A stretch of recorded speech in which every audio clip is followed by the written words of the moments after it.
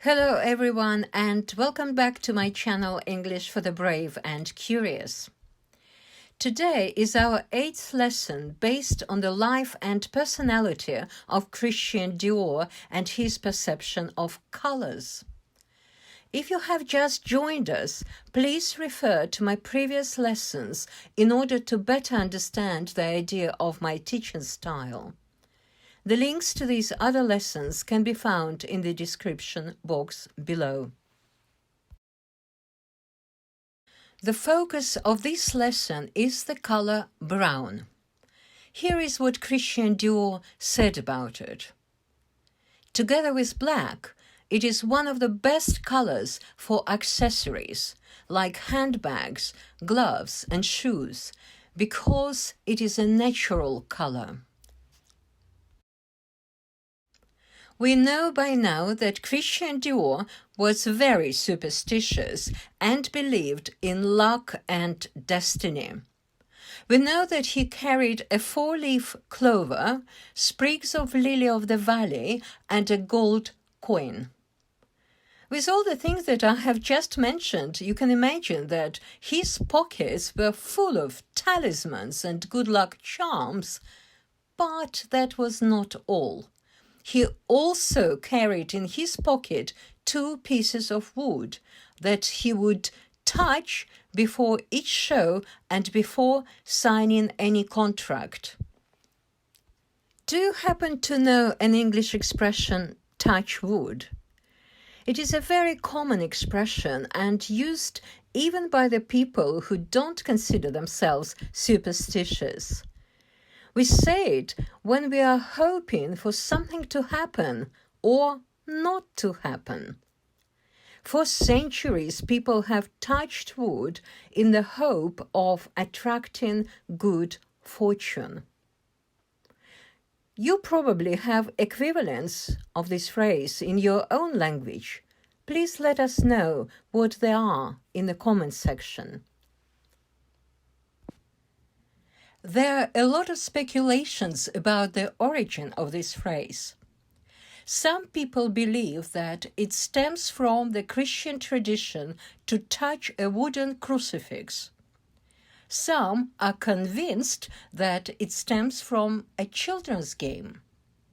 But I think that a more reasonable explanation that it stems from the ancient beliefs of the Druids who inhabited England before the Romans.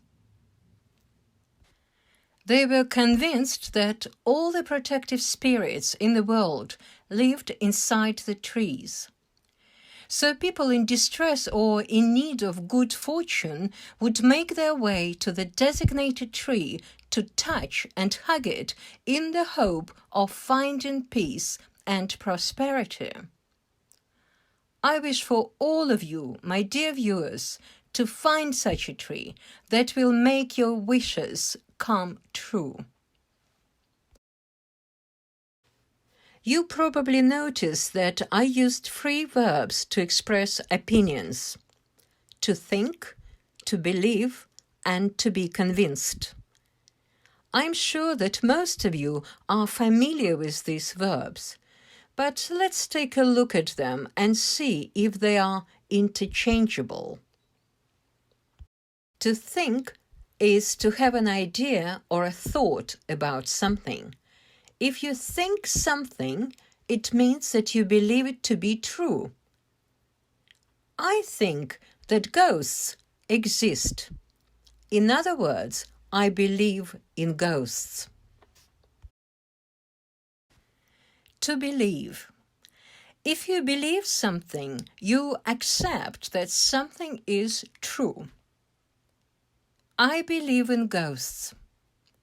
I accept that ghosts exist.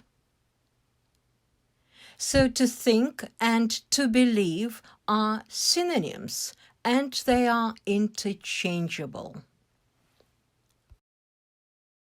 To be convinced is to have a strong belief and be very certain and confident about it.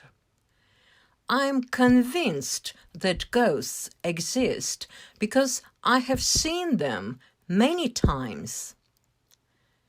So, as you can see, to be convinced has a similar meaning to believe and to think, but they're not interchangeable. Now it's time for your homework. Look at these pictures of beautiful flowers. Each flower is supported by a vertical part called a stem. When I was talking about the origin of the phrase touch wood, I used the verbal phrase stem from. So your task is to find the meaning of this phrase and see if you can find synonym phrases to it. Make some sentences using them and share them with the rest of us. Have fun, and may all your dreams and wishes come true. Touch wood.